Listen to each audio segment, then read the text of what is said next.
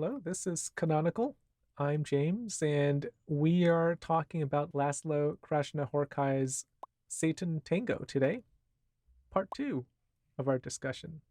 So, for a journal called The Millions, a scholar named Paul Morton asked in a 2012 interview with Krasznahorkai if it would be a mistake to see the premonitions of Hungary's current political situation in Sátántangó.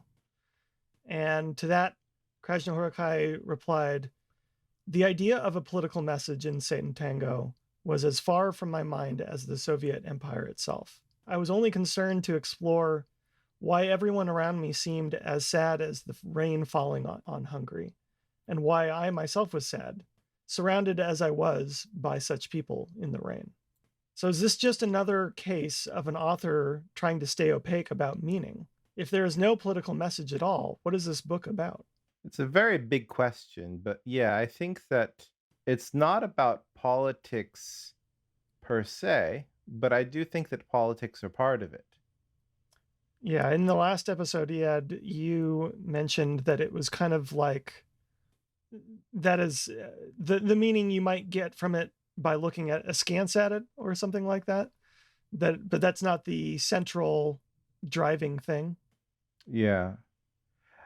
I also would say that when we talk about political fiction, doesn't it usually assume some sort of a praxis? Like we talk about politics in order to affect change, to change the situation in our lives or in our countries. I don't think that that's something that Krasznahorkai would say is possible. So then what is the point of this story? To just show us that we're all stuck in this village? We're all taking advantage of each other or being taken advantage of? I mean, you make it sound like a bad thing. Like, is the point of a love story to end love, to stop it from happening? I think if it's part of human life and you can depict it artfully, it doesn't need anything more. I thought you meant being taken advantage of and taking advantage of other people was a good thing.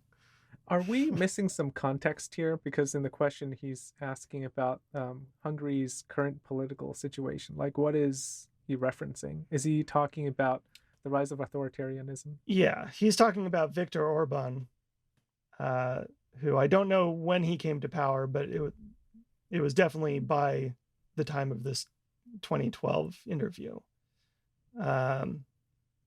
The idea that, you know, Hungary was able to get out of communism relatively peacefully in 1989, a few years after this was published, or at least, yeah, a few years after this was published. And now they're in the throes of totalitarianism. I mean, I don't see that in this book, really. So I think I mentioned in the last episode, I think you could read what Iremius does in the book as kind of an allegory for communism or redistribution or central planning. But as he had talked about, like that might be just the byproduct of what he's depicting here. Um, as to Paul Morton's question, I just don't see it like in the book. If I were him, I'd be like, heck no, I didn't write it with 2012 in mind. Right. But my larger point is that he seems to think there's nothing political about this book. He being Laszlo. And in fact, that there's nothing political about any of his works. I mean, I feel like, if I may reinterpret it a little bit, isn't he saying that it's as political as human beings are political? Like human existence is political and therefore it's as political as that. It's not overtly political like you read an article in the political column. Or I didn't read it that way, but I see what you mean. Yeah, you brought up a quote in our last episode from the same interview. Krasznahorkai said, "It may sound odd to say so, but our situation hasn't really changed. The collapse of the Soviet Empire and the political independence resulting from it gave Hungarians a chance of building a new country. but it was immediately clear to me, among other things, that the real question was how we could build the new with the same old people. So the sadness continued to hang around. Maybe we have a little less rain than before, but that's all.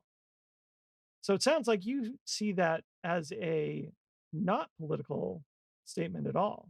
But that, to me, that sounded pretty political. I think it has political implications, but I don't think the statement that he's making is about politics. So in your reading of it, it's more just a statement about humanity in general, and politics is just a minor piece of that. If we talk about the context of this novel, I think the point that he's making is our agency is very limited. Our ability to change our situations is very limited. So if we have the same people and we might want to make political changes, we're not able to do it. And yes, that is a political context, but we could also talk about making any other kind of change as being impossible. Well, on that happy note. All right. Well, Well, that's all I've got. Sam, I mean, do you agree or do you disagree? With the meaning or with him? With the idea that it's political or not political? I guess I agree. I think the problem I'm having isn't so much with the meaning of what he's saying, but with the truth of it. I want to not believe it, but I think he makes a compelling argument. Do you think he's talking about people, capital P, or just Hungarians? No, I think he's talking about capital P people. It seems a little too optimistic for me to assume that he's only talking about Hungarians. I've met people. I think I understand what he's talking about.